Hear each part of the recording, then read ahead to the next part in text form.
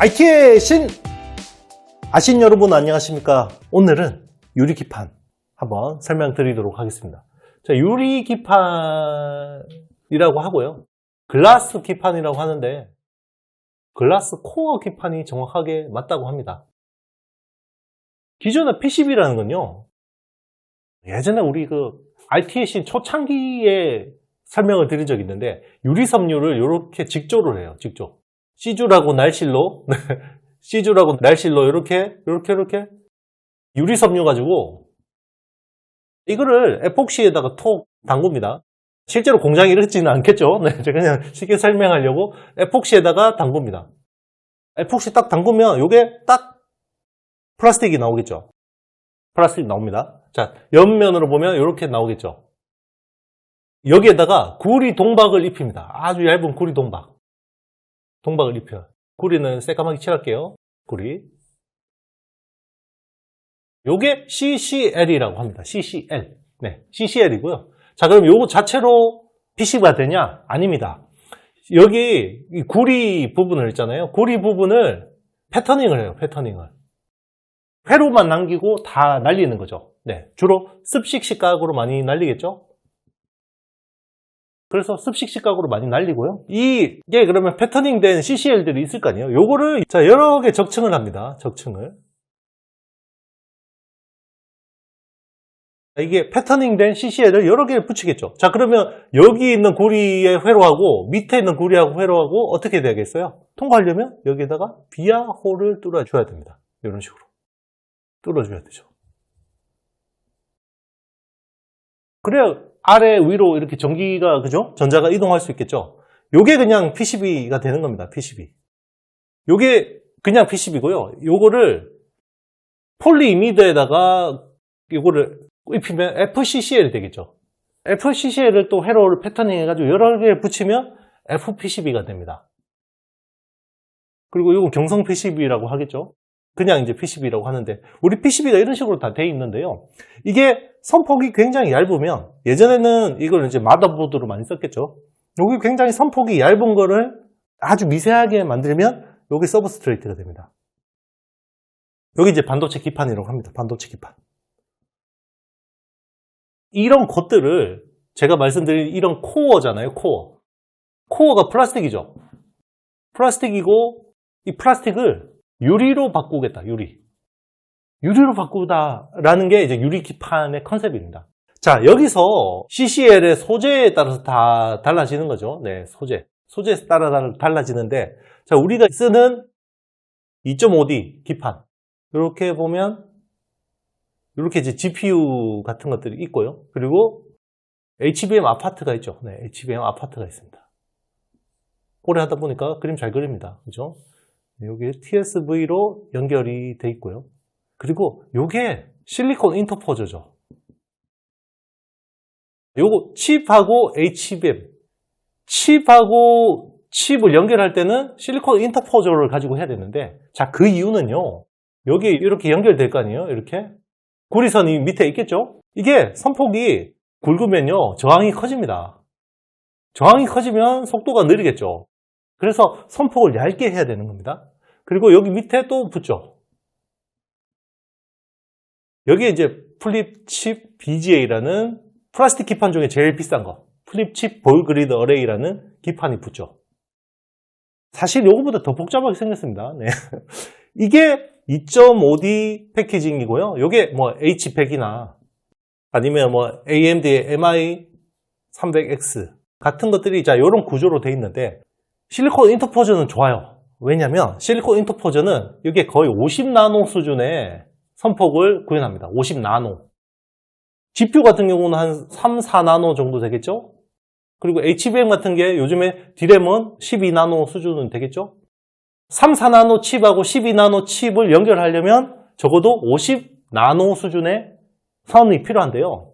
이게 무지하게 비싸다는 거죠. 이게 사실 50나노지만 레거시 공정의 반도체 칩 조각이라고 생각하시면 됩니다. 그러니까 너무 비싸죠. 너무 비쌉니다.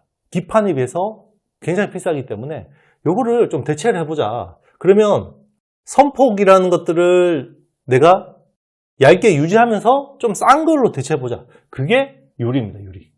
왜냐면 유리는 디스플레이에서 쓰잖아요. 근데 TFT, 방막 트랜지스터 같은 것들 할 때요. 요게 거의 10 마이크로미터 수준 언더의 선폭까지 구현할 수 있습니다. 네, 충분히 구현할 수 있기 때문에 나노 단위까지는 못 가겠지만 나중에 뭐 기술이 더 패터닝 기술이 좋아지면 나노 단위까지 갈 수 있겠지만 자 그래도 유리에다가 하면 유리가 워낙 평평하기 때문에 얇은 선폭을 구현할 수 있단 말이에요. 그러면 단자리수 마이크로미터 수준까지 구현할 수 있단 말이죠. 기존의 플라스틱 이런 거는 아무리 얇게 해봐야 20 바이 20 마이크로미터 이것도 쉽지 않아요. 거의 쉽지 않습니다. 그렇기 때문에 한 자릿수 마이크로미터 수준까지 갈 수 있고 정말 나노 단위까지 연결해야 되는 거는 칩렛 같은 기술에서는 여전히 실리콘 인터포저를 써야겠죠. CPU하고 CPU 같은 것들을 코어하고 코어를 연결하는 것들은 실리콘 인터포저를 써야 되는데 자 이런 것들은 실리콘 인터포저 중에서도 이렇게 뭐 나노 수준까지의 그런 선폭이 필요 없는 것들은 이 유리기판으로 할 수 있고 그리고 그 밑에 있는 플립칩 BGA도 유리기판으로 대체할 수 있고요.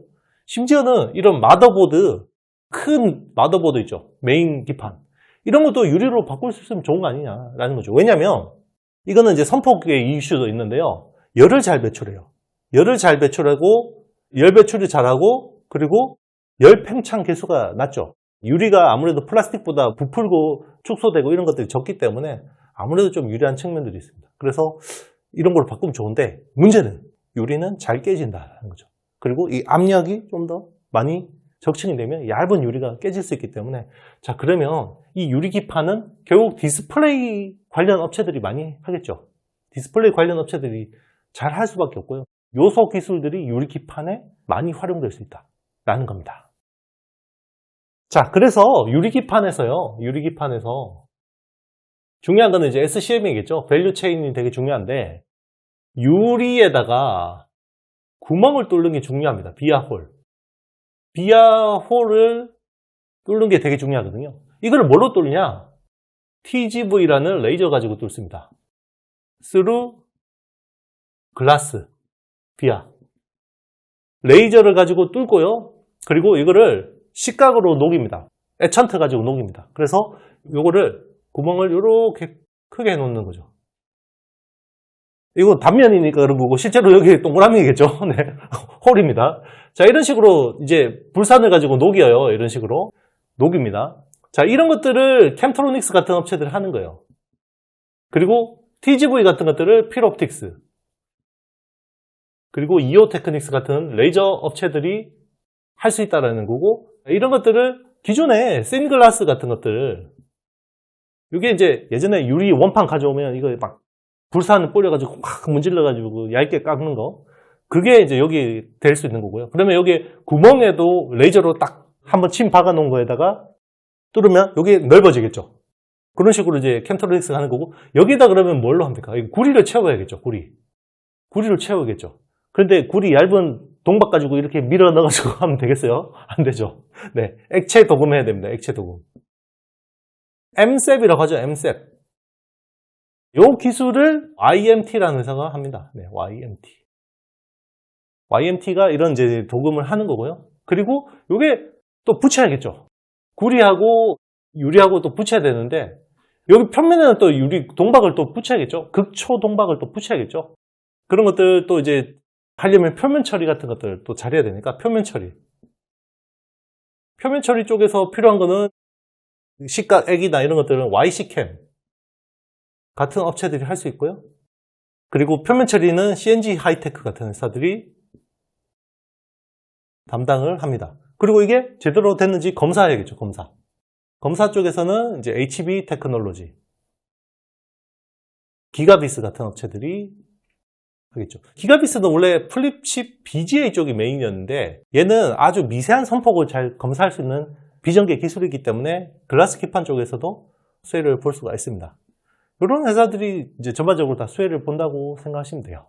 그리고 이 기판 자체를 하는 거는 삼성전기, 그리고 이제 SKC 자회사 앱솔릭스 이런 회사들이 합니다. 일본에는 이비덴 같은 회사들도 한다고 했고, 그리고 DMP 같은 회사들, 다이니폰 프린팅 같은 회사들도 이런 기판을 한다. 그리고 인텔이 이쪽에 굉장히 적극적이다라는 거고요.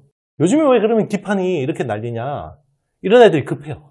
프로세스 하는 애들이 워낙 열이 많이 나고 이런 실리콘 인터포저를 많이 쓸 일이 생기니까 너무 비싸죠. 그래서 인텔이나 AMD나 엔비디아 같은 칩셋 업체들이 이런 것들을 요구하는 거죠. 최근에는 애플도 글라스 기판, 글라스 코어 기판, 유리 기판 쪽을 쓰겠다라고 이야기를 했습니다.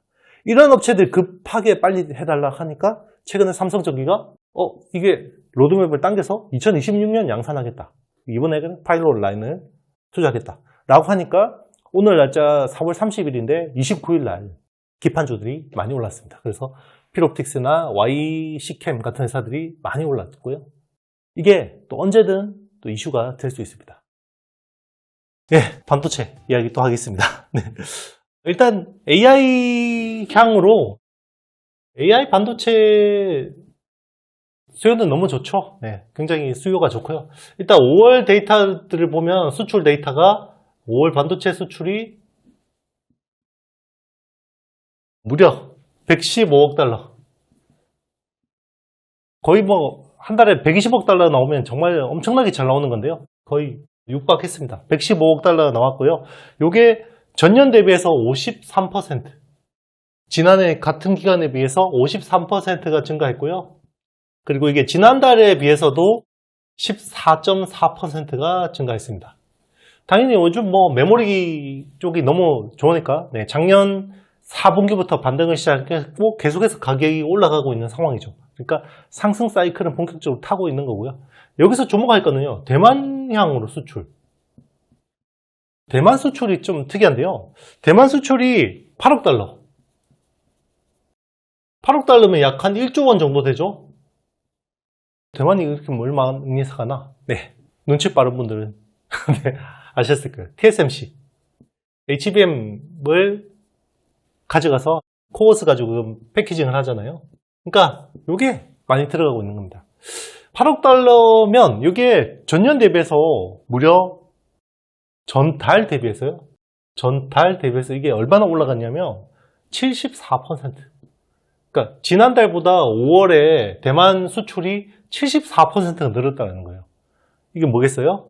HBM3E 모멘텀이 본격화되고 있다. 요거는 H200, 엔비디아 H200향 요 매출이 본격화되고 있다라고 추정이 가능하겠죠. 물론 요거는 SK 하이닉스가 주로 납품을 했을 거고요.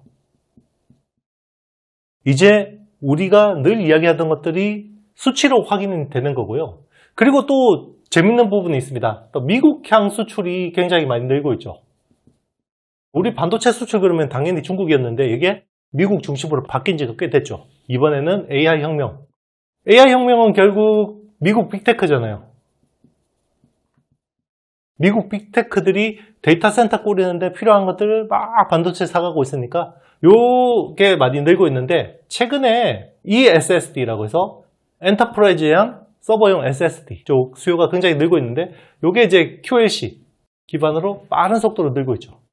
QLC는 사실 전체 낸드 플래시에서 비중에서 한 10%대 정도를 차지했는데 요게 올해는 한 2배로 늘어날 것 같아요. 20%대까지. 이게 왜 그렇겠어요? 동영상이 오죠. 동영상 생성형 AI. 정말 이제 QLC의 세상이 오죠. 기존에는 TLC라고 해서 트리플 레벨 셀 기반으로 SSD가 많이 팔리는데 QLC 기반으로 오는 거고. 자, 기존의 TLC 기반의 SSD를 제일 많이 잘 파는 회사가 삼성이죠. 네, 삼성인데 여기 참 운도 좋아요. QLC 기반의 SSD 제일 잘 파는 회사가 지금 SK 하이닉스죠.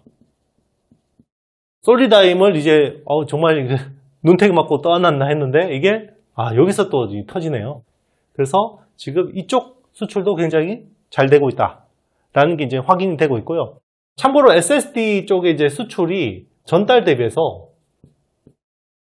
42%가 증가했습니다. 42%가 증가했고요. 요게 미국향 수출은 전달 대비해서 무려 65%가 증가했어요.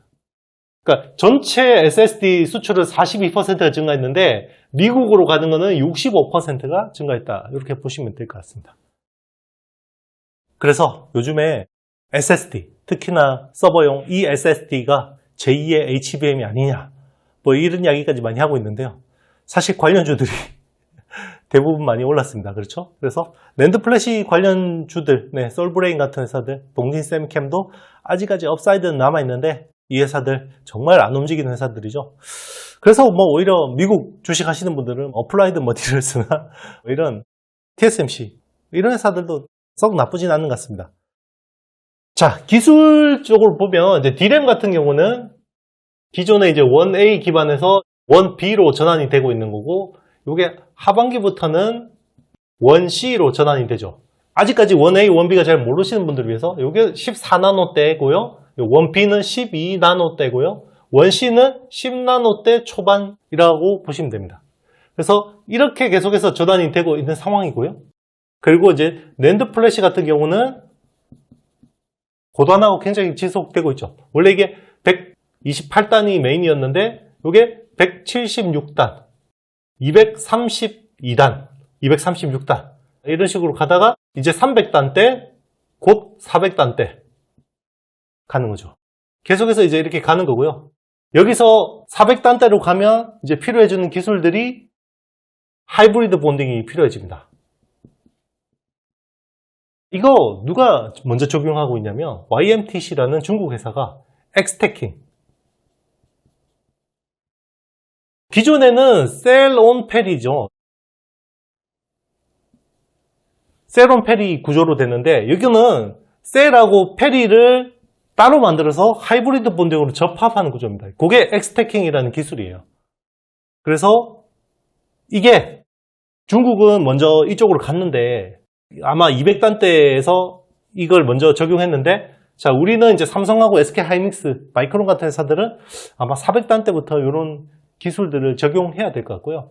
그리고 1C로 가면서 400단대로 가면서 또 필요해지는 게 고압수소 어닐링이 필요해지죠. 그러면 HP, SP 같은 회사들이 이제 또 중요해지는 거고요. 자, 이게 필요해진다고 보시면 되고, 그리고 이제 1C가 되면서 소리를 볼 수 있는 회사가 있습니다. 오늘 설명드릴 PSK. 네, PSK. 요즘 거의 뭐 시고가 행진을 펼치고 있죠. PSK. 이 회사는 이제 원래 PR 스트립 장비를 주로 하는 거죠. 네. 노광 공정에서 PR을 벗겨내는 그런 장비를 하는 건데, 원래는 세계 1등이었는데 지금 이제 점유율로 중국의 메스텍에 이제 밀렸죠. 근데 요건 밀렸지만 그래도 최근에 업황이 이제 회복이 되고 있고요. PR 스트립 쪽이 이제 회복되고 있고, 요거는 이제 메모리 쪽이 굉장히 메모리 수요가 좀 이제 개선되고 있고, 그리고 시스템 반도체 쪽도 꾸준한 상황이죠. 그리고 최근에 신성장 동력, 요게 드라이 클리닝 장비하고요. 그리고 베벨 에치, 요게 최근에 분위기가 굉장히 좋습니다. 원래는 요거 하나에 이제 거의 의존하던 회사였는데 요게 이제 잘 되고 있고요. 드라이 클리닝 같은 경우는 요거는 이제 건식 세정이에요. 건식 세정. 건식 세정인데 기존에 이제 D램 같은 경우는 습식 세정으로 주로 하다가 1C부터 건식 세정이 본격적으로 도입이 되고요. 그리고 시스템 반도체에서도 점점 더 건식 세정이 많이 필요해지고 있고, 요거는 그동안 시끄러웠죠. 램 리서치하고 소송을 계속해서 진행을 했는데요. 요게 이제 마무리가 됐습니다. 소송은 일부 물어줬는데 정말 소액 금액으로 대충 이제 마무리가 됐고요. 요게 이제 점점 많이 개선이 되고 있고, 그리고 이제 중국향으로 매출 비중이 많이 올라갔는데 1Q 기준으로 지금 41%까지 올라왔어요. 근데 굉장히 고마진으로 잘 팔아먹고 있습니다. 네, 지금 잘 팔아먹어야 되잖아요. 그런 흐름이라고 보시면 되고요. 이번 1분기 실적 같은 경우는 매출이 777억, 영업이익은 213억이 나왔는데요. 매출은 당초보다 가이던스보다 좀 빠졌는데 이익이 굉장히 잘 나왔어요. 이익이 굉장히 잘 나왔는데, 이익이 잘 나온 부분은 요 신성장 동력 부분이 굉장히 매출에서 큰 기여를 했고, 그리고 중국향 쪽이 주요했다라고 보시면 될 것 같습니다. 그래서 작년 실적을 보면요, 작년은 매출 3,519억, 영업이익은 541억을 기록했고요. 현재 6월 11일 기준 시총 9,570억을 기록하고 있습니다. 올해 전망치는요, 매출 3,900억, 영업이익은 당초 가이던스 대비해서 많이 상향 조정됐습니다. 지금 한 850억 정도로 보고 있고요. 제가 아마 요거 몇 달 전에 분석했을 때는 아마 요게 한 650억 정도로 했는데 한 200억 정도 상향 조정했는데, 그 이유는 1분기 굉장히 잘 나왔기 때문이고요. 1분기 영업이익률이 거의 27% 정도 나왔습니다. 27.5% 나왔거든요. 그러니까 마진율이 많이 올라갔다라는 것들이 이 밸류에 이제 반영이 되고 있다, 이렇게 보시면 될 것 같습니다. 자, PSK 같은 경우는 사실 전천후입니다. 국내 메모리 회사 삼성전자, SK하이닉스, 그리고 인텔이나 마이크론에 납품하고 있고요. 그러니까 시스템 반도체도 되고 메모리도 되고, 그리고 중국의 CXMT나 YMTC 같은 회사들하고도 거래를 잘 하고 있습니다.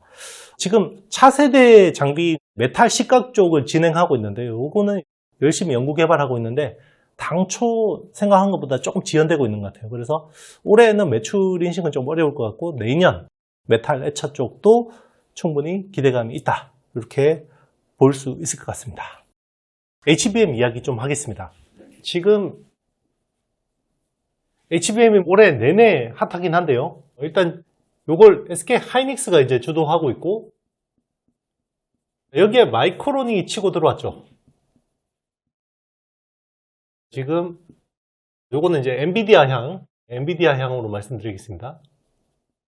사실상 엔비디아가 HBM의 상당 부분, 아주 큰 비중을 차지하기 때문에 HBM, 그리고 삼성전자는 진입을 준비 중이죠. 그런데 이제 최근 뉴스 흐름들 보셔서 아시겠지만 설계 변경을 요구했다, 이런 이야기를 많이 하고 있고요. 이게 뭐 팩트인지 아닌지는 모르겠습니다만은 어쨌든 지금 분위기 자체가 원활하지 않은 거는 어느 정도 맞는 것 같습니다. 결국은 이제 발열과 전력 소모 쪽에서 계속해서 이제 이슈가 나오는 것 같고요. 지금 삼성 입장에서 굉장히 난감한 상황인 것 같습니다. 그래서 지금 설계를 변경할 경우에는 이제 성능이 굉장히 많이 떨어지는 그런 문제가 있고, 지금 그리고 1A에서 1B로 전환되는 시점인데, 삼성이 지금 이런 것들도 굉장히 어려움을 겪고 있는 상황인 것 같습니다. 마이크론은 요 진입 효과로 인해서 지금 200조까지 시총이 올라와 버렸죠. 사실 생산 능력이나 규모에 비해서는 SK하이닉스에 비해서 굉장히 작은 회사인데도 불구하고 미국이라는 세계 최고의 자본시장에 포함되어 있기 때문에 이런 것들을 이제 평가받고 있는 거고요. 삼성전자는 일단 지금 HBM 쪽도 분위기가 별로 좋지 않고, 3나노 GAA 같은 경우도 지금 최근 들리는 소식이 별로 좋지는 않은 것 같습니다. 엑시노스 2500, 요거는 이제 갤럭시 S25에 이제 탑재되는 AP인데, 요게 이제 3나노 GAA 가지고 양산을 하려고 했는데, 지금 이게 수율 문제가 좀 있다라고 외신에서 보도가 돼서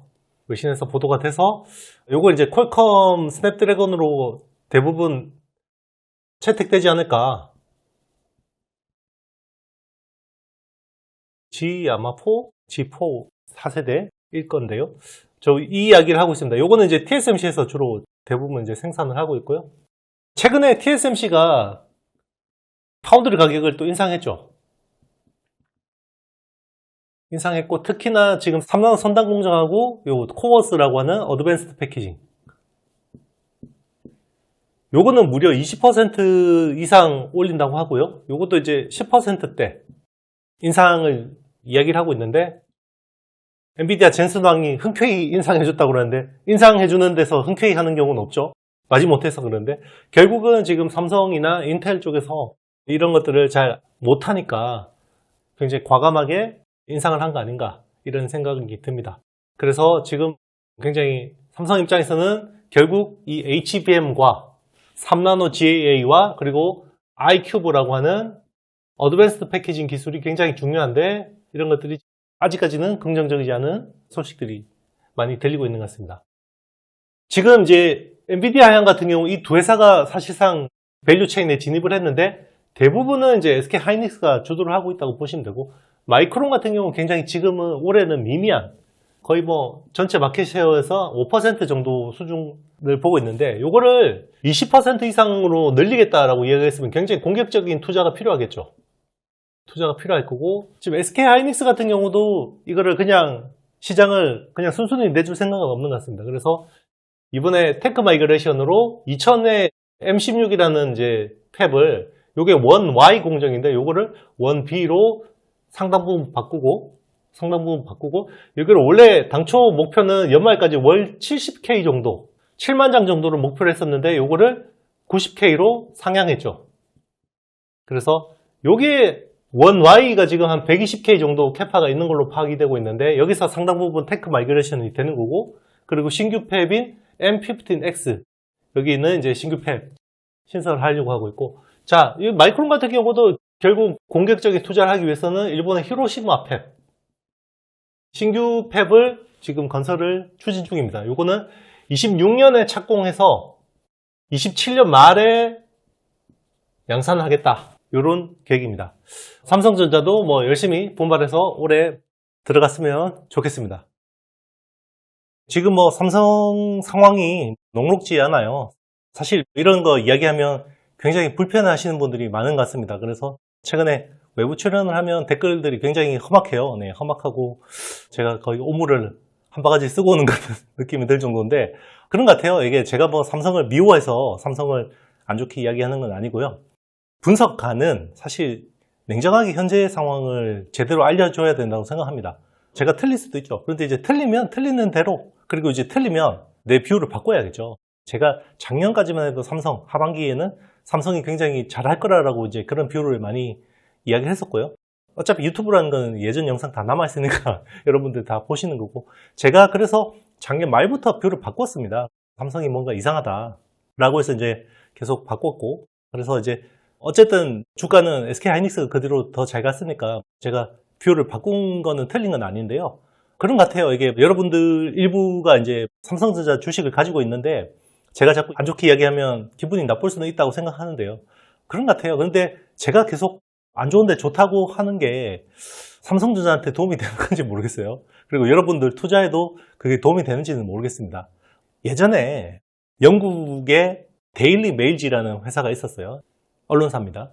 그런데 이제 전부 1차 세계대전에서 독일하고 전쟁하는데 다 이기고 있다고 영국 언론들이 대부분 거짓말을 했거든요. 근데 데일리 메일지만 그거 아니고 실제로 우리가 지고 있고 그리고 독일 무기에 비해서 영국산 무기가 많은 결점이 있어 라고 이야기를 했으니까 저놈 때려 죽여야 된다라고 해서 정말 언론사가 거의 망하기 직전까지 갔었거든요. 근데 결국 그 언론사가 맞았고 영국 정부가 뒤늦게 이제 이런 것들을 문제점을 개선해서 결국은 기술을 개량해서 전쟁에서 이길 수가 있었거든요. 그러니까 삼성전자 주주분들이나 관계자분들이 기분 나쁘실 수 있겠지만 제가 뭐 안 좋은 거를 좋다고 할 수는 없잖아요. 그러면 이제 저의 존재 가치는 없는 겁니다, 여러분. 네, 그래서 혹시나 뭐 제 내용이 불편하시면 삼성 좋다 응원하는 이런 영상들 찾아보시면 되고요. 네, 유튜브라는 게 그렇잖아요. 굉장히 다양한 영상들이 있으니까.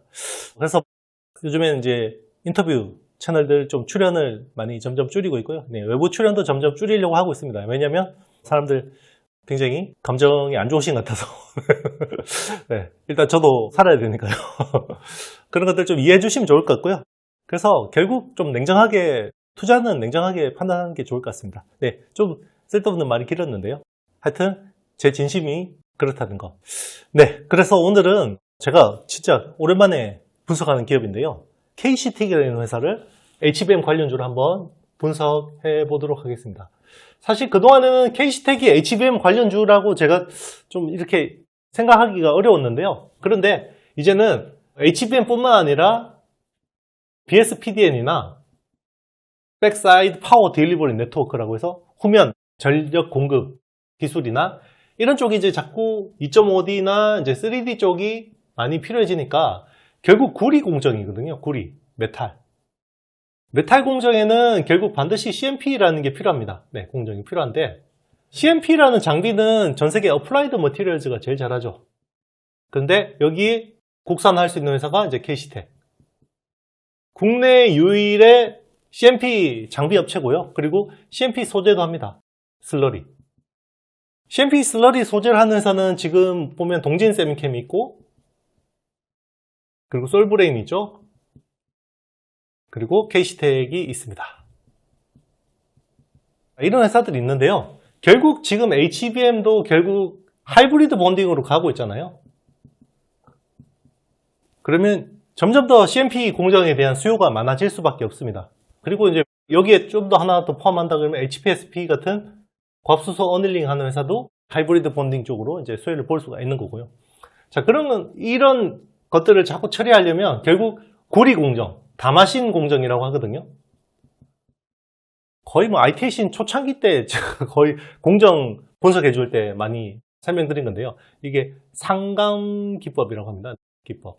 우리 상강청자 만들 때 그 기법과 비슷하다고 해서 다마신 공정이라고 하는데요. 그래서 CMP를 가지고 항상 이렇게 처리를 해야 되는 건데, 그런 쪽에서 그동안에는 주로 메모리 쪽을 주로 많이 했었는데, 이게 이제 이종 집적 반도체 되면서 헤테로지니어스 인테그레이션이 되면서 KC텍도 이런 쪽으로 좀 확장할 수 있는 기회들이 생기고 있고요. 그리고 이 회사 같은 경우 온리 원래 삼성이었어요. 근데 이게 1Q부터 이번 1Q부터 SK 하이닉스 향이 점점 더 늘고 있고요. 그리고 세정 장비도 합니다. 네, 세정 장비 쪽도 계속해서 긍정적인 흐름을 보이고 있다. 이렇게 보시면 됩니다. 1Q는요, 실적이 생각보다 괜찮았습니다. 네, 916억, 그리고 영업이익은 한 100억. 이 회사는 사실 매년 4분기 실적 다 뽑아내는 회사라서 거의 무슨 방산업체처럼 그런 게 굉장히 약점이었는데, 최근에는 그런 것들이 조금씩 이제 실적들이 좀 분산돼서 안정적으로 나오는 것 같습니다. 작년 실적을 보면요, 작년 실적은 매출 2,869억, 그리고 영업이익은 327억을 기록했고요. 현재 시총은요, 오늘 날짜 6월 18일 기준으로 시총이 9,300억 정도를 하고 있습니다. 그리고 올해 24년 전망치는요, 매출 3,800억, 영업이익은 한 500억 정도를 보고 있습니다.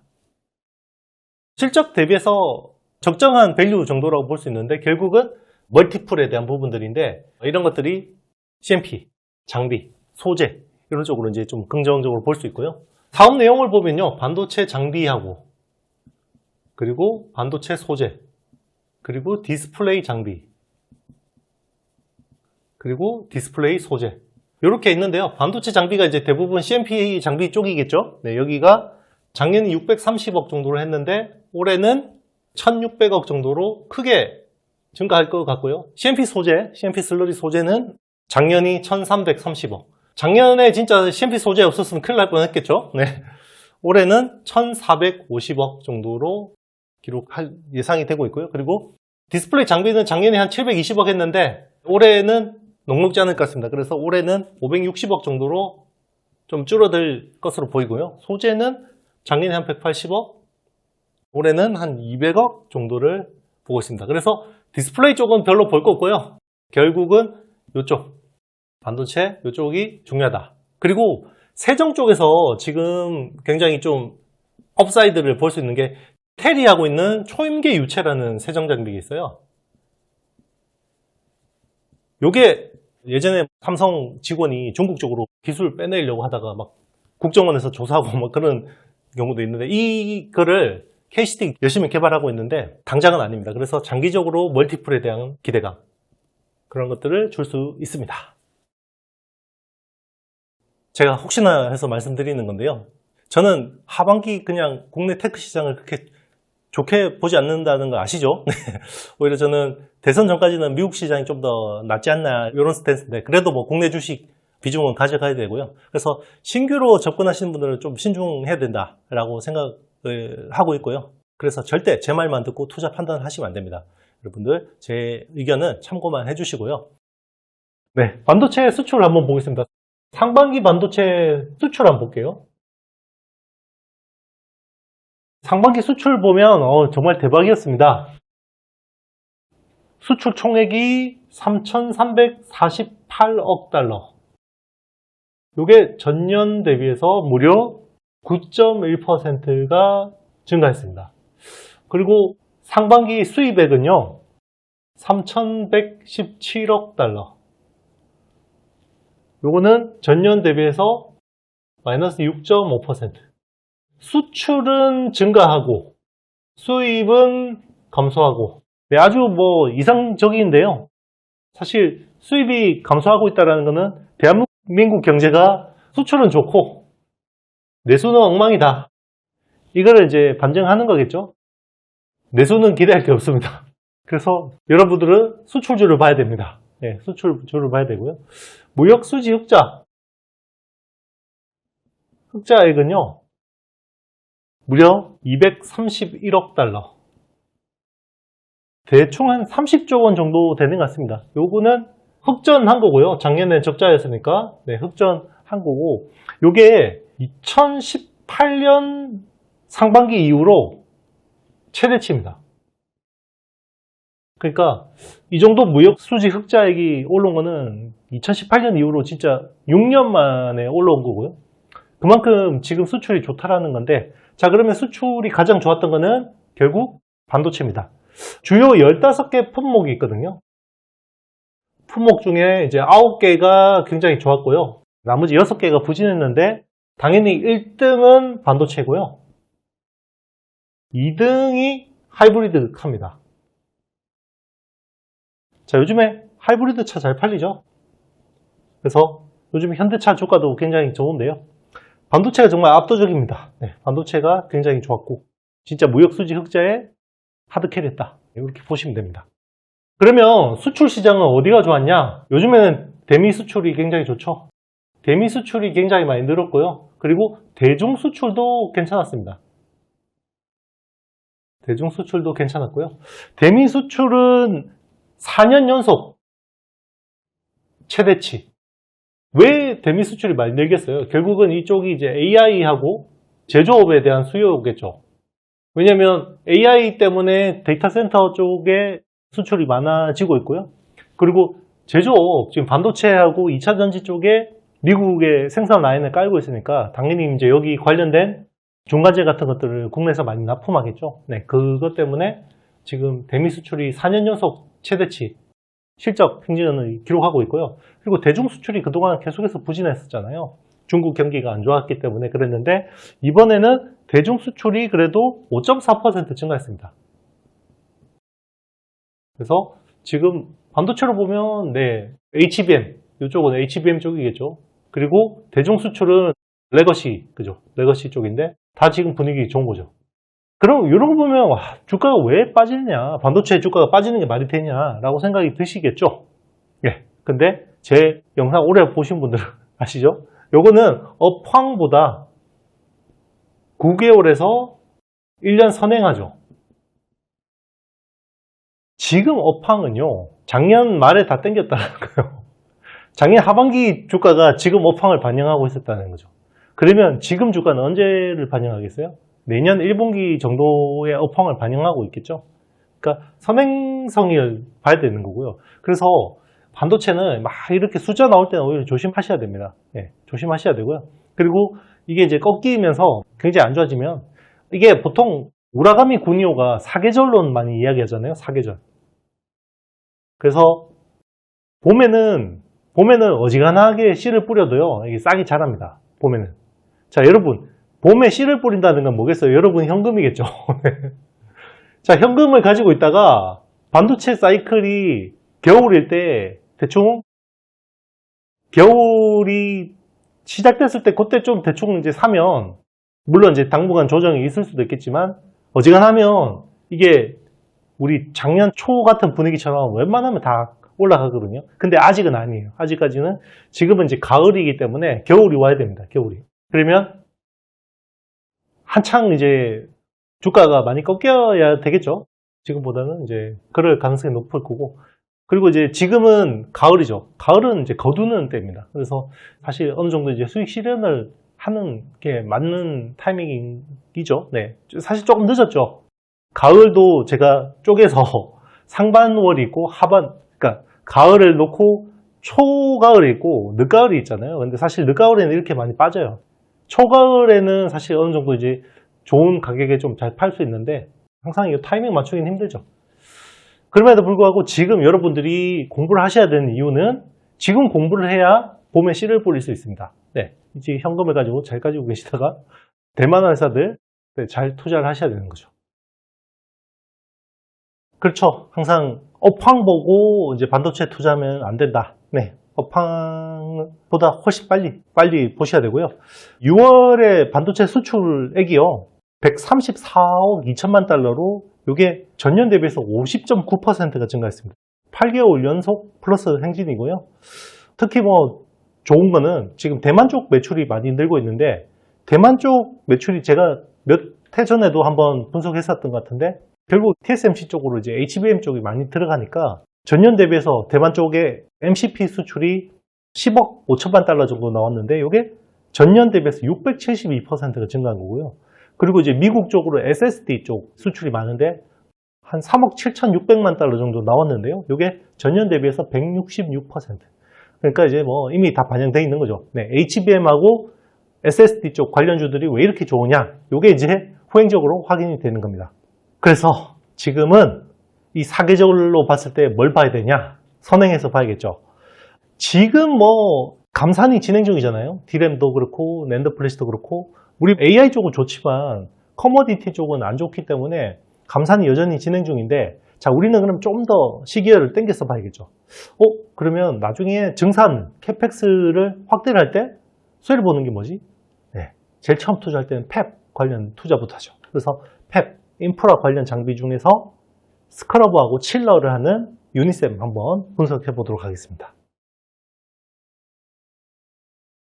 제가 그동안에는 칠러하고 스크러버 쪽 스크러버 장비는 반도체에서 나오는 유해 가스 같은 것들을 정화해주는 장비고요. 그리고 칠러는 반도체 체인버나 웨이퍼의 온도를 낮춰주는 그런 역할을 하는 거고요. 그리고 기타 유지 보수 이런 것들을 하는 회사로 보면 되고요. 사실 거의 GST하고 사업 구조가 비슷한데 그리고 왜 GST를 아니고 유니셈을 이야기했냐? 얘가 액침 냉각 때문에 테마주를 껴가지고 엄청 올랐습니다. 그래서 지금 GST를 좀 이제 말씀드리기는 그렇고 GST가 제가 항상 싼 회사라고 되게 많이 분석을 했었고요. 유니셈은 그래도 상대적으로 좀 멀티플이 높은 회사였는데 지금 완전히 바뀌었죠. 네. 그래서 오히려 지금은 유니셈이 좀 밸류 매력이 있고 GST는 액침 냉각 때문에 많이 올랐다. 이렇게 보시면 됩니다. 스크러버도 이게 여러 종류가 있는데 가스 스크러버 쪽에서 거의 국내 시장의 50%를 점유하는 회사라고 보시면 되고요. 가스 쪽에서 그만큼 잘하고 있고 한 칠러는 국내 한 40% 정도 시장 점유율을 점유하는 회사라고 보시면 될 것 같습니다. 자, 이 회사 같은 경우는 2019년에 우리 중요한 이벤트가 있었죠. 네, 아베 소부장 사태. 그때 이후로 스크러버하고 칠러 쪽 국산화가 굉장히 빨라지기 시작했고요. 그 국산화 수혜를 톡톡이 누린 회사입니다. 톡톡이 누리면서 시장 점유율을 많이 확대를 했고요. 그리고 이제 고객사는 이제 삼성 쪽을 주로 많이 했죠. 네, 삼성 쪽을 주로 많이 하는 회사라고 보시면 됩니다. 자, 1분기는 상대적으로 실적이 나쁘진 않았어요. 1분기가 나쁘진 않았는데 아무래도 2분기는 약간 슬로우 할 것 같습니다. 왜냐하면 지금 수주 나올 것들이 하반기로 지연이 돼 있어요. 지연이 좀 됐습니다. 그래서 하반기부터 신규 팹에 대한 부분들이 점점 이제 가시화가 되거든요. 제가 지난주에 STI를 설명드렸잖아요. 그러니까 지금 당장 증설을 할 건 아니지만 일단 팹에 대해서 여유 공간 확보는 해야 되기 때문에 인프라 쪽은 투자를 해야 되는 거죠. 그래서 이런 것들이 지금 스케줄에서는 좀 봐도 맞지 않냐 이런 생각이 드는 거고요. 그리고 이 회사 같은 경우는 매력적인 포인트가 있습니다. 지금 낸드가 400단 이상 낸드에서 극저온 식각 장비가 진행되고 있잖아요. 요거를 일본의 텔, 도쿄 일렉트로닉은 하고 있는데 항상 여기서 이제 하나 머티리얼즈가 수혜를 본다라고 했는데 사실 유니셈도 수혜를 봅니다. 자, 어떤 쪽에서 보냐면 여기서 칠러 쪽에 이제 수혜를 볼 수 있는데요. 기존의 칠러 같은 경우는 영하 한 30도에서 한 40도 정도의 온도가 필요합니다. 근데 극저온 식각 같은 경우는 극저온이잖아요. 말 그대로 그래서 칠러의 스펙이 70도에서 80도 영하 정도의 온도 컨트롤이 필요합니다. 그래서 이게 굉장히 어렵겠죠. 그러니까 당연히 ASP나 이런 것들이 꽤 높게 판매할 수 있는 거죠. 그래서 이런 쪽에도 업사이드가 있다. 그리고 이제 기존의 스크러버라는 게 주로 증착 공정에 많이 쓰였어요. 증착에. 근데 이게 점점 식각 쪽으로도 많이 확장이 되고 있고, 그리고 이제 RE100 같은 환경 규제가 강해지면서 기존의 스크러버 장비보다는 이제 플라즈마로 태우지 않죠. 네, 플라즈마로 정화하는 그런 쪽으로도 많이 되고 있는데, 그런 것들도 점점 판가나 이런 것들이 나쁘지 않은 상황입니다. 참고로 삼성전자 HBM 쪽에 TSV 공정용 장비를 많이 납품하게 될 것 같습니다. 요거는 이제 스크러버 쪽이겠죠. 그런 것들도 좀 기대가 될 수 있고요. 작년 실적 한번 보겠습니다. 작년 실적은요, 매출 2321억, 영업이익은 174억. 작년 같은 때도 이익을 냈습니다. 현재 기준으로 오늘 날짜 7월 2일자 기준으로 시총이 3,440억. 사실 지금 밸류가 그렇게 싸지는 않습니다. 최근에 이제 많이 반영됐기 때문에 그렇고요. 24년 올해 실적 전망은 매출 한 2,400억, 영업이익은 240억 정도를 보고 있습니다. 근데 이제 중요한 거는 지금 주가는 올해 실적을 보고 땡기는 게 아니라 2025년을 보고 이제 땡기는 거죠. 하반기부터는 내년 실적을 보고 땡긴다고 보시면 됩니다. 근데 내년에는 굉장히 성장세가 커질 거다라고 보고 있는 겁니다. 자, 지금 시장이 그렇게 녹록지는 않은 것 같습니다. 이번 사이클이 참 특이하긴 하죠. 네, 굉장히 특이한 사이클이긴 한데 AI가 반도체 사이클이 돼버렸죠. AI 반도체 사이클인데 이게 과거의 사이클과 굉장히 다른 흐름을 보이고 있는데, 예전에는 결국 사이클이라는 게 전공정이 굉장히 중요했죠. 전공정이 굉장히 중요했고, 사실 전공정에서 제일 중요한 거는 노광, 특히 EUV 쪽이 굉장히 중요하게 많이 인식이 됐었고요. 이 사이클이 상승 사이클이 일어나면 결국 전공정 관련주들이 굉장히 많이 올랐는데, 이번에는 굉장히 특이하게 후공정 사이클이었습니다. 근데 후공정도 사실 전반적으로 후공정이 다 좋았던 것도 아니고 어드밴스드 패키징이라고 하는 이쪽만 완전히 좋았죠. 그러니까 어드밴스드 패키징이라고 하면 모든 요소 기술이 중요하겠지만 결국 이제 TSV라는 공정하고 그러니까 이제 본딩 이 중요한데, 지금은 결국 TC 본딩이라는 기술이 중요하죠. 여기서 이제 한미 반도체가 슈퍼스타가 됐고요. TSV 쪽은 미국의 어플라이드 머티리얼스, 그리고 이제 이 TSV를 하기 위해서 필요한 기술 있죠. CMP라는 공정이 필요한데 이것도 어플라이드 머티리얼스가 이제 가장 수혜를 본 거고요. CMP 쪽에서 이제 국내에서 주목할 만한 회사는 이제 KC텍, 이런 회사들이 좀 주목을 받았죠. 사실 KC텍은 어드밴스드 패키징용 CMP를 하는 건 아니지만 그래도 CMP 장비를 국내에서 유일하게 생산하는 회사다 보니까 최근에 이제 주목을 받는 거고요. 기존에는 서멀 컴프레션이라는 열하고 압력 가지고 압착하는 본딩이 핵심인데, 점점 이제 범프가 없이 되다 보면 이게 하이브리드 본딩 기술이 점점 중요해지고 있죠. 그래서 하이브리드 본딩이 되면 결국 네덜란드의 베시라는 회사가 수혜를 보게 되는 거고요. 그리고 이런 것들을 계속해서 칩을 2.5D, 3D로 쌓아서 붙여야 되잖아요. 그러면 이런 것들을 웨이퍼를 얇게 갈아주고 커팅해주고 연마 절삭해주는 일본의 디스코. 사실 진짜 디스코는 일본 주식만 아니었으면 정말 배시도 그렇지만 참 이 안타까운 주식들이죠. 이게 투자하기가 굉장히 힘들어서, 자, 이런 회사들이 계속해서 주목받았습니다. 물론 여기서 결국 전체 제조를 이끌었던 것은 TSMC라는 회사였고요. 이런 게 이번 후공정 어드밴스드 패키징 사이클의 특징이었죠. 사실 이 회사들이 여전히 시장을 주도하고 있습니다. 주도를 하고 있고요. 사실 뭐 이제 CMP 슬러리 쪽에서는 국내 그래도 국산화가 좀 되긴 했죠. 솔브레인이나 동진 세미캠 같은 회사들이 좀 수혜를 받고, 그리고 KC텍이 또 CMP 슬러리도 하죠.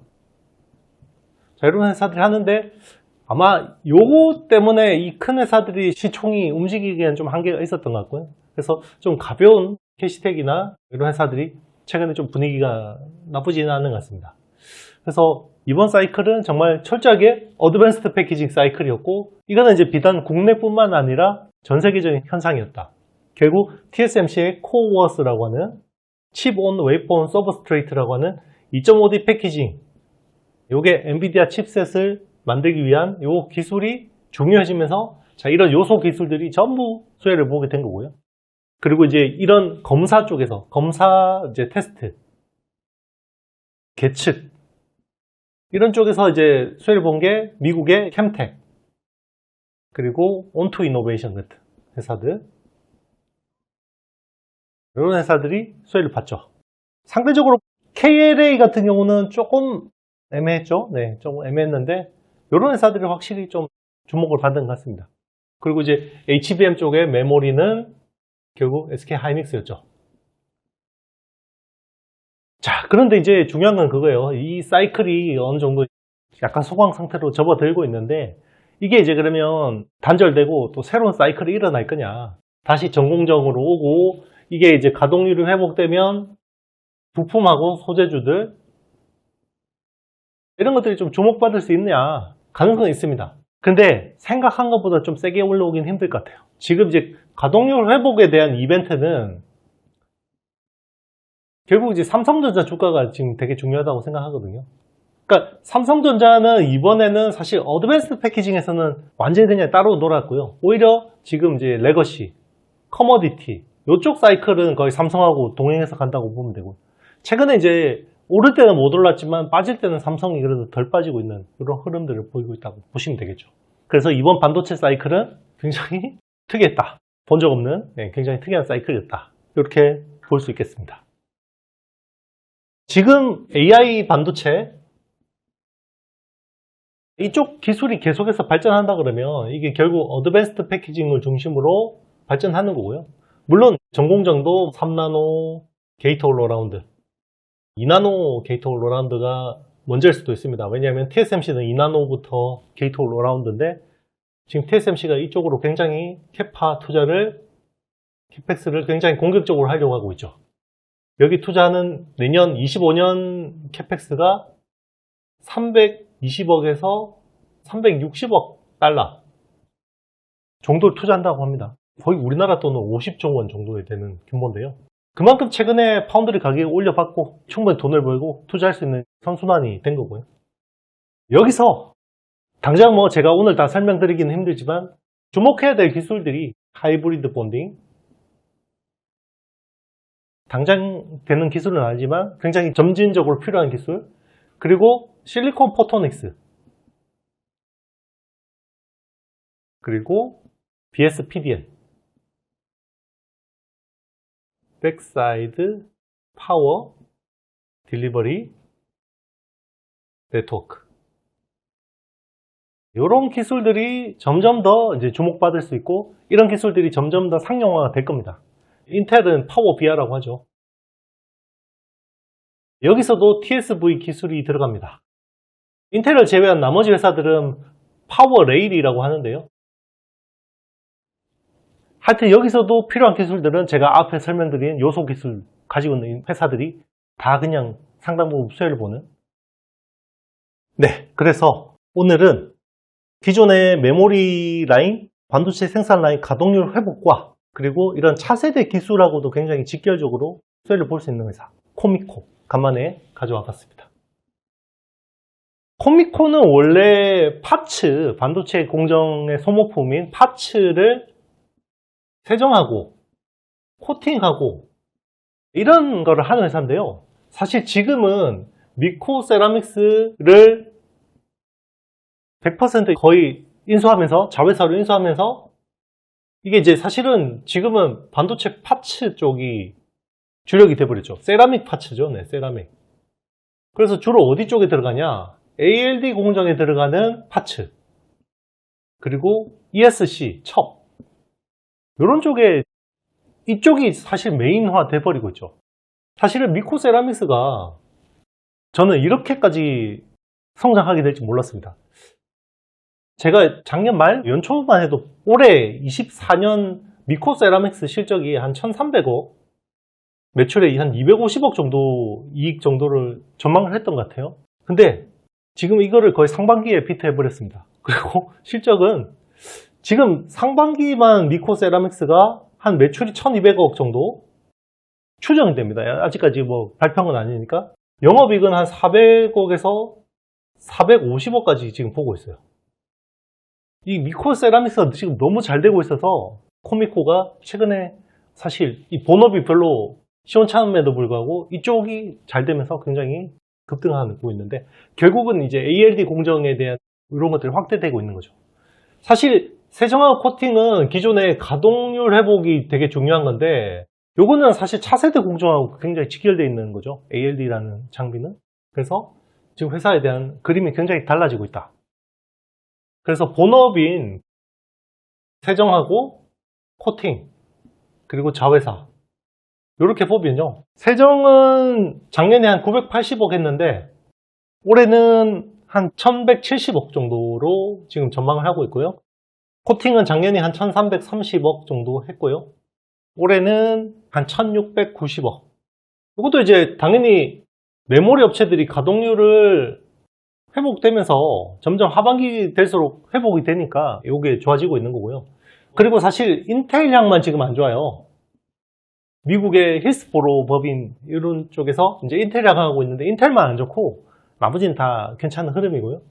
자회사 같은 경우는 작년에 한 770억 정도를 했고요. 미코 세라믹스가. 근데 올해는 2200억 이상 가능합니다. 사실 좀 더 봐도 되는데요. 약간 보수적으로 봤습니다. 이런 상황이죠. 그래서 실적을 보면요, 작년 실적은 매출 3072억, 영업이익은 331억 했고요. 오늘 날짜 기준으로 7월 1일자 기준으로 시총이 8200억. 그리고 24년 전망치는요, 매출 5070억, 영업이익은 1200억 정도를 보고 있습니다. 대폭 상향됐습니다. 왜냐면 이 자회사 미코 세라믹스 때문에 실적이 대폭 상향됐다, 이렇게 보시면 됩니다. 네, 미코 세라믹스 같은 경우는 장비 업체에다가 주로 파츠를 납품하는데요. 국내 고객은 원익 RPS, 그리고 테스 같은 회사들이 있고요. 해외 고객은 ASM 인터내셔널, 이런 회사들. 사실은 그동안 세라믹 히터, ALD용 세라믹 히터는 일본이 거의 독점하고 있었는데 여길 또 치고 들어갔는데요. 일본 제품보다 그렇게 떨어지지 않는 것 같습니다. 거의 굉장히 실력이 좋은 회사다, 이렇게 보시면 될 것 같아요. 세정하고 코팅 같은 본업은 하반기부터 본격적으로 턴어라운드가 되고 있기 때문에, 그리고 최근에 주가 조정이 굉장히 거칠었습니다. 그래도 지금 하반기 업황이 제가 계속해서 약간 조심하자고 말씀드렸기 때문에 절대 제 말만 듣고 투자 판단하시면 안 되고요. 투자 판단의 한 요소로서 참고만 해주시면 좋을 것 같습니다. 네, 절대로 제 말만 듣고 투자 판단하시면 안 됩니다. 네, 시장은 안 좋은데 반도체 시장은 굉장히 좋습니다. 그러니까 항상 이렇죠. 2022년 하반기가 딱 그랬던 것 같은데요. 업황은 너무 좋은데 이거 뭐 주가는 왜 이 모양이냐. 네. 그래서 이제 항상 이게 반도체라는 산업 자체가 선반영을 하다 보니까 어려운 부분이 있습니다. 그래서 지금 나오는 숫자들은 너무 원더풀하죠. 네, 진짜 상반기 반도체 실적만 놓고 보면 거의 뭐 역대급이죠. 거의 사상 두 번째인가 좋은 실적이 나왔는데도 불구하고 주가는 이미 선반영하고 힘을 슬슬 잃어가고 있고요. 그래서 당분간 또 여러분 힘내세요 이야기해야 될 것 같은데요. 그래서 제가 이번에는 그래도 미국하고 약간 미국 테크하고 디커플링이 돼서 미국 테크 열심히 합시다 라고 이야기했는데, 의외로 또 미국 주식에 대해서 심리적인 허들이 있는 분들이 꽤 있는 것 같아요. 그래서 잘 대응을 못 하셨던 분들은 힘들 수 있는데, 그래도 또 이렇게 안 좋은 시기에 또 열심히 ITC는 인기가 없을 때 여러분들이 많이 봐주시면 기회가 된다. 그쵸? 네, 제가 2022년 하반기 잊지도 못합니다. 네, 그때 참 그런 엄혹한 시절, 그럴 때를 또 지나고 나면 좋은 시절이 온다. 그런 생각입니다. 자, 엑시노스 이야기 한번 해보겠습니다. 지금 삼성이 엑시노스 2500. 요거 갤럭시 S25에 들어가는 거죠. 요게 이제 퀄컴 스냅드래곤하고 4세대하고 이제 경쟁을 해야 되는 건데요. 애플에 굉장히 좋은 소스를 가지고 있는 이제 고명치라는 분이 자, 요거 삼성 엑시노스 못 나올 수 있다. 왜냐면 지금 파운드리 쪽에서 너무 문제가 많아서 안 될 수 있다라고 이야기했는데 최근에는 그렇지 않다. 지금 잘 나올 것 같다. 이런 이야기가 나오고 있습니다. 지금 2세대 3나노 게이트 올 어라운드 요 공정을 적용한 걸로 파악이 되고 있고요. 그래서 지금 나오는 이야기로는 성능 면에서는 애플 A15 바이오닉 칩 하고 퀄컴의 스냅드래곤 3세대 하고 전성비나 이런 부분에서는 좀 비빌만 해졌다. 요 정도 이야기를 하고 있습니다. 그런데 이제 사실 좀 민망하죠. 왜 그런지 이제 테크 잘 아시는 분들은 아시겠지만 이거는 2년 전에 나온 거고요. 그리고 요거는 작년에 나온 거죠. 작년에 나온 겁니다. 그러니까 사실상 지금 잘하는 업체들하고 한 2년의 격차가 있다라고 볼 수도 있죠. 근데 사실 우리가 혁신이라는 거는 현재 상황을 인정하는 것부터 저는 시작이라고 생각하거든요. 그래서 이 칩이 그래도 순항을 하고 있다. 개발해서 그런 이야기를 하고 있는데 결국 설계 면에서는 시스템 LSI 쪽에서 더 전성비를 높일 수 있는 설계들을 해야 될 것 같고요. 이제 공정은 파운드리 쪽에서 3나노 게이트 올 어라운드 2세대죠. 네, 2세대 요걸 잘 해야 되는데 잘 되겠죠? 네. 잘 될 것 같고 그동안에는 게이트 올 어라운드를 삼성이 먼저 했는데 자 이제 TSMC도 들어옵니다. TSMC도 이제 2나노부터는 게이트 올 어라운드를 적용합니다. 자 기존에 3나노까지는 핀패스를 썼죠. 그래서 2나노부터는 게이트 올 어라운드로 들어갔는데 정말 이제 3나노는 TSMC의 압승이죠. 네, 정말 압승이고 마음 놓고 지금 파운드리 가격을 올리고 있는 상황이고요. 삼성은 사실 의미 있는 고객 유치에는 실패했습니다. 그래서 엑시노스를 통해서 이걸 가지고 뭔가 보여줘야 돼요. 엑시노스도 안 되면 사실 외부 고객을 받아서 생산하는 게 더 쉽지 않을 수 있겠죠. 그런 부분들을 좀 잘 봐야 되고 그래서 게이트 올 어라운드 항상 제가 이야기하는 차세대 기술들 BSPDN 그리고 게이트 올 어라운드 그리고 실리콘 포토닉스 이런 기술들 코어스 같은 기술이죠. 네, 어드밴스드 패키징 이런 것들은 기본적으로 가는 방향이기 때문에 이런 쪽을 계속해서 여러분들이 관심을 가지고 보셔야겠죠. 여기서 어떤 핵심 수혜주들을 잘 보셔야 되고요. 그러면 게이트 올 어라운드가 되면 어떤 업체들 봐야 되냐 GAA 수혜주라고 하는 업체들을 한번 볼게요. 네. 사실 이거 수혜주는 어플라이드 머티리얼즈입니다. 글로벌 장비 업체들이 수혜를 보는 거고요. 그리고 증착 쪽에서 일본의 고쿠사이 일렉트로닉 이런 회사들 그리고 램 리서치 같은 회사들 KLA 같은 회사들이 이제 수혜를 보겠죠. 그리고 검사 쪽이고요. 자 그러면 국내 쪽에서는 어떤 회사가 수혜를 보냐 자 국내에서는 단연 솔브레인이 탑입니다. 여기는 이제 초산계 에찬트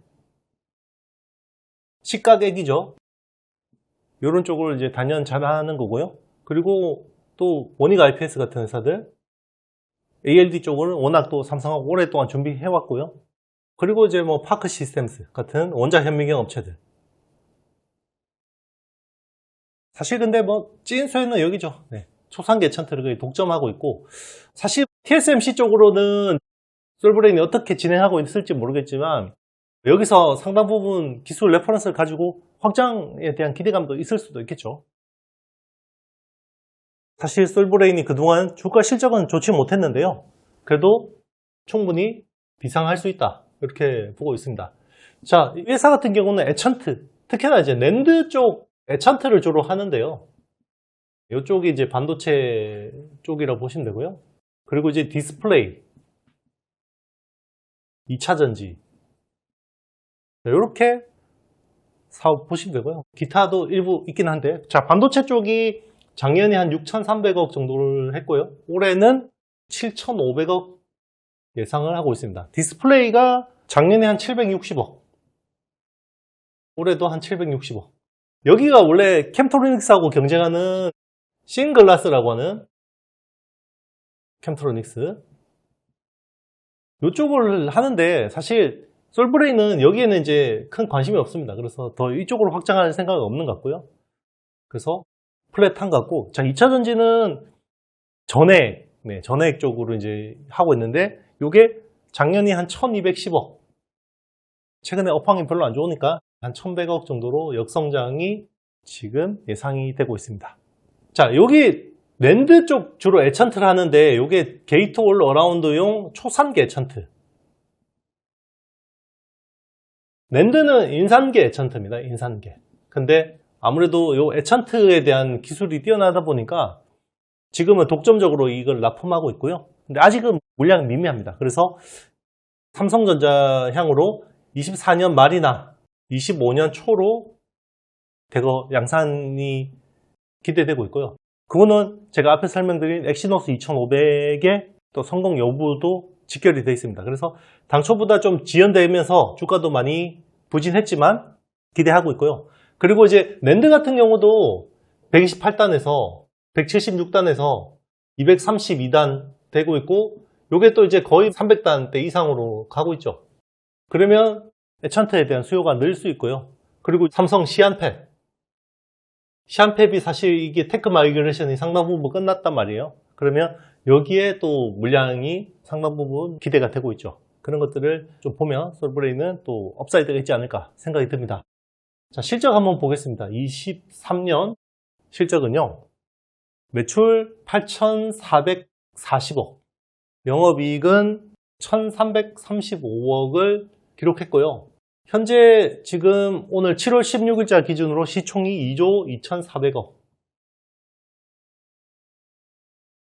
그리고 올해 실적 추정치는요, 매출 9,200억, 영업이익은 한 1,900억 정도를 전망하고 있습니다. 그래서 사실 뭐 그렇게 밸류가 비싼 회사는 아닙니다. 메모리 쪽으로 보면 가동률이 이제 점점 더 회복되고 있죠. 회복되고 있습니다. 그리고 최근에 보면 낸드 가격 상승 속도가 빠르기 때문에 이런 쪽은 이제 충분히 좋아지고 있고, 그리고 업사이드는 게이트 올 어라운드, 초상계 에찬트 이렇게 보실 수가 있습니다. 세계 반도체 통계기구 있죠. WSTS에서 올해 반도체 시장 전망치를 상향 조정했습니다. 원래 한 6천억 달러 정도로 봤다가 지금 6,110억 달러 정도로 올해 추정을 하고 있고요. 여기서 올해 성장의 핵심은요, 로직 반도체가 아닙니다.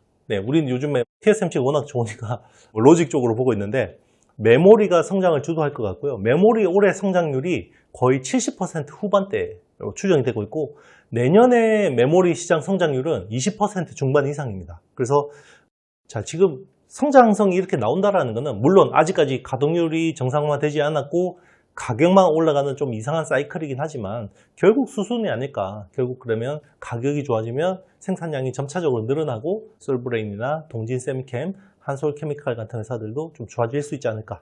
이런 기대감이 있습니다. 네, 거듭 말씀드리지만 하방시장은 녹록지 않으니까 조심해서 접근하시고요. 절대 제 말만 듣고 투자 결정하시면 안 됩니다. 네, 힘들 때 열심히 공부하고 좋아질 때 너 잘해보자, 뭐 이런 기조니까요. 주말 잘 쉬시고요. 좋아요, 사랑해요, 감사해요. 그런 거 저도 너무 감사드립니다. 저는 다음 주에 더 좋은 내용으로 여러분들 찾아뵙도록 하겠습니다. 더위 조심하시고요. 네, 다음 주에 더 좋은 모습으로 여러분들 뵙도록 하겠습니다. 여러분 안녕.